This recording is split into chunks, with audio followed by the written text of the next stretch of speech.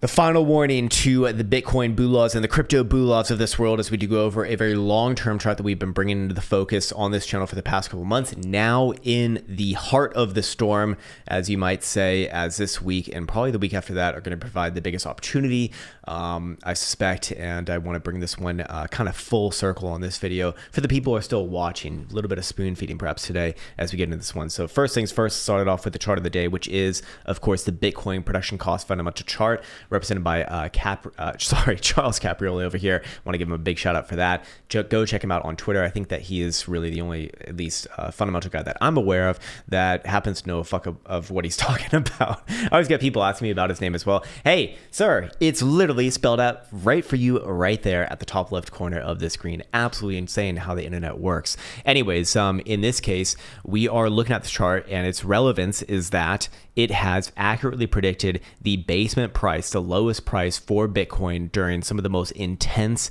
nasty sell-offs that we've ever seen in Bitcoin's history ever on a closing basis. I'll bring you just for a quick example to kind of hammer the point. Even during the black swan of March of 2020 with the old Rona dump, Bitcoin did find its low at the bottom end of this channel for that particular move. And we've seen this happen several times in Bitcoin's past. We have seen a few closures below it from time to time, but never really any consistent closures below it, as you can see back on over in the most recent black swan, which was November of 2020, where FTX collapsed. And there's been several other instances of this in the past as well. Why is this relevant at this exact moment? Well, we can see that because of the advent of the Bitcoin halving, that basement price has now doubled, or it's now accurately represented on this chart as doubling, all the way from just under 30,000 bucks price per Bitcoin to now 59,857 and 33 cents, which is actually pretty damn close to where the current low is on this particular move for Bitcoin. Now, does this imply that Bitcoin cannot go below that number? Obviously fucking not. We have seen it go below very, minimally before that in the past.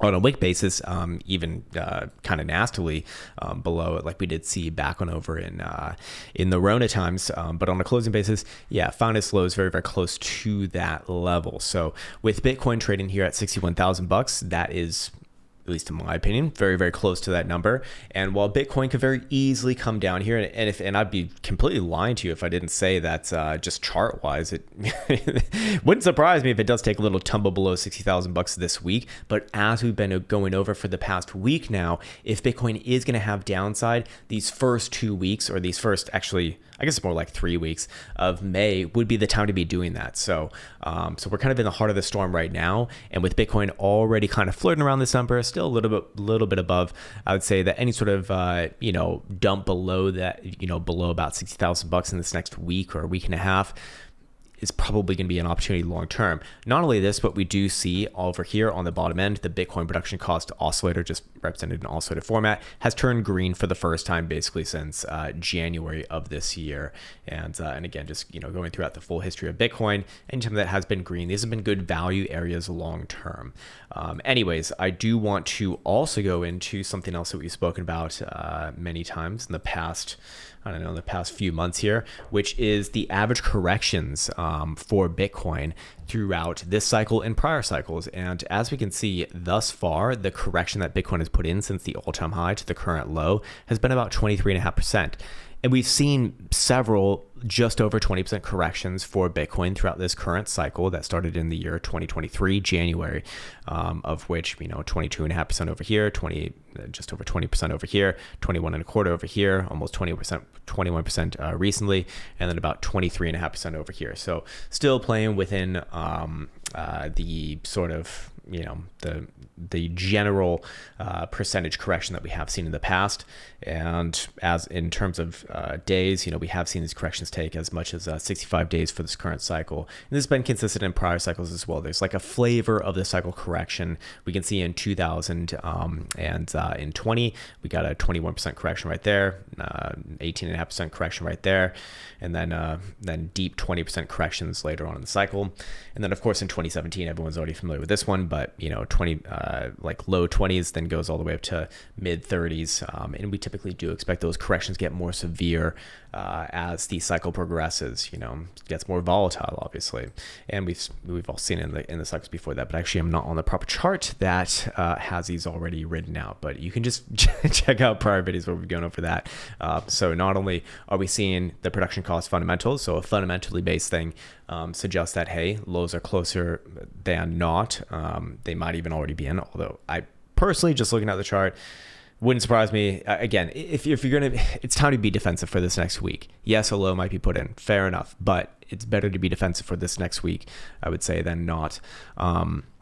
And then we also have percentage corrections over here. On top of that, I'll bring you back on over to some that we've only spoken about once or twice, which is a dynamic range MBT. This one also done by Charles Caprioli. This one's coming off of his site.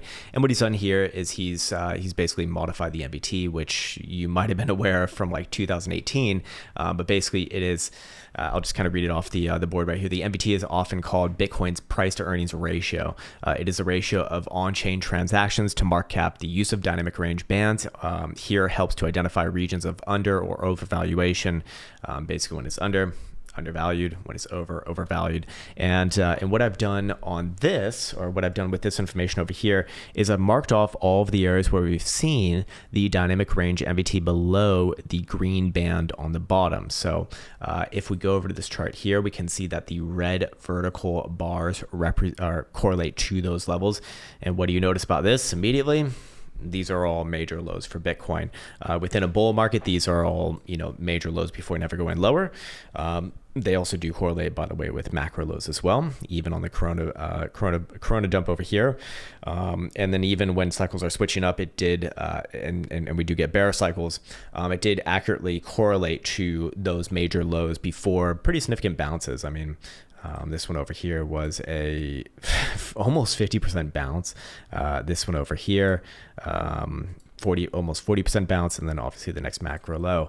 And then once again, we are seeing the dynamic range MBT below that lower band. So two things here. One, that does again suggest that we are at a long-term, I'm talking about a value area. But in times of like absolute catastrophe like we saw in 2022 with you got Luna, then FTX, and all these other things going crazy, we do see that this can come significantly low. So what is the point at which this really confirms, hey, these lows are in and it's fucking up. I mean, it's kind of up only from there. I'm just looking at the outside, right? I fucking love Finland. I fucking love Finland, man. It's so quiet here when I go outside. I was just hanging on my balcony earlier this morning, and it's like it's dead silence, complete opposite of Dubai. And the air, like the air, it tastes so good, so amazing. I fucking love it here. Anyways, okay, yes. So where was I before I got into that? Going back into it here. What is a point at which this really does confirm that the low is in? Well, when that MBT goes back above after being below the green band, that's when it does seem to really correlate with, hey, that low is in. Get ready for some upside. And as of right now, we are starting to see it kind of stutter step here a little bit, just like we do see it in the past before it does reverse. But that can take some time, and it hasn't happened just yet, which is why I do still say, in the more near term, it is pressure on, and in my opinion, my personal opinion, it's probably better to be defensive. Again, you do whatever the fuck you want to do. I'm just relating what I'm kind of seeing over here. Anyways, moving on from there, we can get into the normal twos. We can go over the HPDR indicator. By the way, Caretaker's got some new up his sleeve, which I'm really excited about. I've been testing it out myself. But in true Caretaker fashion, well, he'll probably take his time with it because he's very meticulous. But yeah, he's got some cool bacon in the background. Anyways, as far as as far as the daily HPDR bands go, I'm actually not getting too much from this right here. Weekly time frame, same thing as what we spoke about yesterday. If Bitcoin were to pop back above $63,000 today, that would start to look okay for the BULAs. Not like amazing, but just would still suggest that the low is likely in. Of course, on the other side below, hey, what do you know? The 50% level is actually exactly where the Bitcoin production cost level is. Yeah, 59,850. That's crazy. 59,850 Wow. Interesting. If Bitcoin were to close below that, then yes, I would say that that would be a very obvious signal. Bitcoin is going to head down this week. You're going to at least see a retest of the current lows. And personally speaking, I do think that you probably see it lower than that.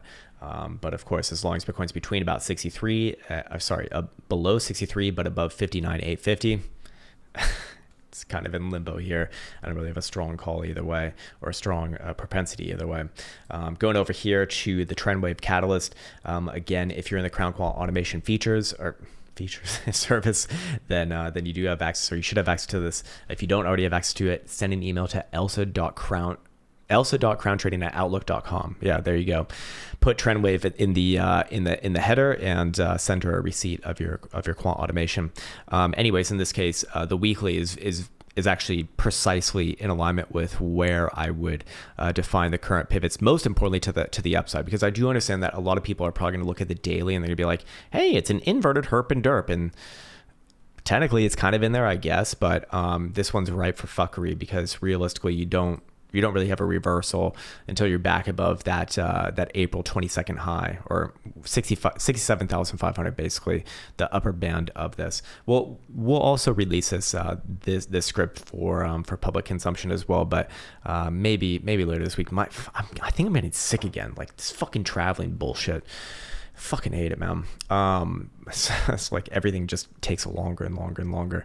But yeah, back above 67.5. That's the obvious area for me where it's like, hey, lows are in and Bitcoin bulos are back in control. I'm not saying that Bitcoin's going to fucking green dildo just at that exact moment, but at that point, ball is much more in favor of the bulos at that point, and above $70,000, it's at that point is pressure on to the upside. But one thing before the next, again, in this next week, maybe even 10 days, I would say does still favor the bears for reasons that we've spoken about in prior videos. If bears fail to push lower within that time frame, it's going to start to favor back it's kind of going to switch back in favor of the bulos once again. So I think that's probably a good place for me to be leaving off. My voice starting to hurt a little bit more, so I will leave you on that note. As always, I want to wish you the best. Take care, much love, and I don't have my damn outro here, but you know what? We'll figure it out for another day. See you next time.